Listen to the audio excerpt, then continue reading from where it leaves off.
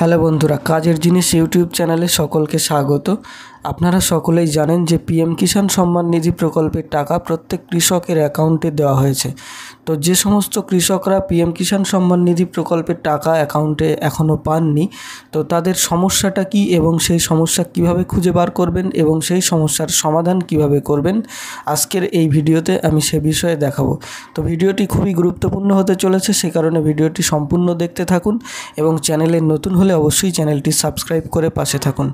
তো প্রথমে আপনারা কি করবেন, পিএম কিষাণ সম্মান নিধি প্রকল্পের যে অফিসিয়াল ওয়েবসাইট রয়েছে এই অফিসিয়াল ওয়েবসাইটে চলে আসবেন। তো এই ওয়েবসাইটের লিঙ্ক এই ভিডিওর ডেসক্রিপশানে আপনারা পেয়ে যাবেন। তো এখানে আসার পরে কি করবেন, একদম একটুখানি মাঝখানের দিকে আসুন। মাঝখানের দিকে আসার পরে দেখুন নো ইওর স্ট্যাটাস, এই অপশনের মধ্যে ঢুকবেন। এই অপশনের মধ্যে ঢোকার পরে এখানে আপনাকে রেজিস্ট্রেশন নাম্বার টাইপ করতে হবে।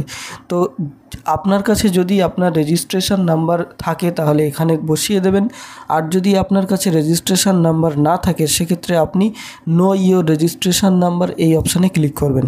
এই অপশানে ক্লিক করার পরে এখানে দেখুন দুটো অপশান পাবেন, একটা হচ্ছে মোবাইল নাম্বার আর একটা আধার নাম্বার।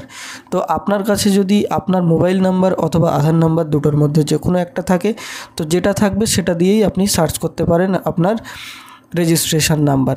তো আমি যেহেতু মোবাইল নাম্বার দিয়ে সার্চ করব, তাই এখানে মোবাইল নাম্বার সিলেক্ট রাখলাম। রাখার পরে এখানে আপনার মোবাইল নাম্বারটা টাইপ করবেন। টাইপ করার পরে এই যে ক্যাপচা কোডটা শো হচ্ছে, এই ক্যাপচা কোডটা এখানে ফিল করবেন। করার পরে গেট মোবাইল ওটিপি এই অপশানে ক্লিক করবেন। এই অপশানে ক্লিক করার সাথে সাথে আপনার মোবাইলে একটা 4 সংখ্যার ওটিপি চলে আসবে।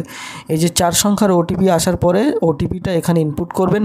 ইনপুট করার পরে আপনার রেজিস্ট্রেশন নাম্বার এবং আপনার নাম এখানে শো হয়ে যাবে। তো রেজিস্ট্রেশন নাম্বার এখানে শো হওয়ার পরপরই আপনি ওখান থেকে রেজিস্ট্রেশন নাম্বারটা কপি করে নেবেন। কপি করে নিয়ে ব্যাকে চলে আসবেন সিম্পলি। যেহেতু আমার কাছে রেজিস্ট্রেশন নাম্বার আগে থেকে কপি করাই রয়েছে, সেই কারণে আমি আর নতুন করে রেজিস্ট্রেশন নাম্বার বার করলাম না। তো সিম্পলি তারপরে আপনি কি করবেন, ব্যাকে চলে আসবেন। ব্যাকে চলে আসার পরে সেম একই জায়গায় আপনি রেজিস্ট্রেশন নাম্বার এখানে ইনপুট করবেন। তো আমি এখানে রেজিস্ট্রেশন নাম্বার যেটা কপি করেছিলাম সেটা এখানে পেস্ট করে দিলাম। দেওয়ার পরে ক্যাপচা এখানে ফিল করবেন। তো ক্যাপচাটা আমি ফিল করে দিচ্ছি, যেমন রয়েছে তেমন ক্যাপচা ফিল করে দেওয়ার পরে আপনারা কি করবেন, গেট ওটিপি এই অপশানে ক্লিক করবেন। তো গেট ওটিপি এই অপশানে ক্লিক করার পরে আপনার মোবাইলে আবার পুনরায় একটা ওটিপি চলে আসবে। তো ওটিপি যেটা আসবে সেটা হচ্ছে 4 সংখ্যার ওটিপি। ওটিপি চলে আসার পরে ওটিপি এখানে ইনপুট করে দেবেন। দেওয়ার পরে গেট ডাটা এই অপশানে ক্লিক করবেন। এই অপশানে ক্লিক করার সাথে সাথে কিন্তু এখানে আপনার যে কৃষক রয়েছে সেই কৃষকের ডিটেলস এখানে সব কিছু শো হবে। তো সেই কৃষকের ডিটেলস এখানে দেখুন registration number, registration date, farmer নাম, তারপরে গার্জিয়ান নাম, অ্যাড্রেস এবং মোবাইল নাম্বার সব কিছু এখানে শো হওয়ার পরে আপনি এটা মিলিয়ে দেখে নেবেন যে আপনার সঙ্গে এটা সব কিছু ঠিকঠাক আছে কি না। তো এটা দেখার পরে কি করবেন, এবার নিচে দেখুন এখানে এলিজিবিলিটি স্ট্যাটাস বলে একটা অপশান রয়েছে। এখানে কি করবেন, এই লেখার উপরে অথবা এই লেখা সোজা এই যে ডান দিকে নিচের অ্যারো রয়েছে, এই নিচের অ্যারো এই অপশানের উপরে ক্লিক করবেন। এখানে ক্লিক করার পরে আপনি এখানে দেখতে পাবেন যে ল্যান্ড সিডিং এবং কেওয়াইসি স্ট্যাটাস এবং আধার ব্যাংক অ্যাকাউন্ট সিডিং স্ট্যাটাস, এই 3টে অপশান আপনারা এখানে দেখতে পাবেন। এই 3টে অপশানের মধ্যে দেখুন প্রত্যেকটাতে এখানে সবুজ কালারের ঠিক চিহ্ন রয়েছে। আপনার যদি এরকম 3টেই সবুজ কালারের ঠিক চিহ্ন থাকে তাহলে আপনি বুঝবেন যে আপনার পিএম কিষাণ রেজিস্ট্রেশনে কোনো প্রবলেম নেই, সব কিছু ঠিকঠাক আছে এবং আপনার ব্যাংক অ্যাকাউন্টে টাকা অলরেডি ক্রেডিট হয়ে গেছে। আর যদি এই 3টের মধ্যে কোনো একটাতে আপনার ঠিক চিহ্ন না থাকে, অর্থাৎ লাল কালারের চিকে বা ক্রস চিহ্ন থাকে, সেক্ষেত্রে আপনি বুঝবেন যে আপনার পিএম কিষাণের টাকা কিন্তু অ্যাকাউন্টে ঢোকেনি।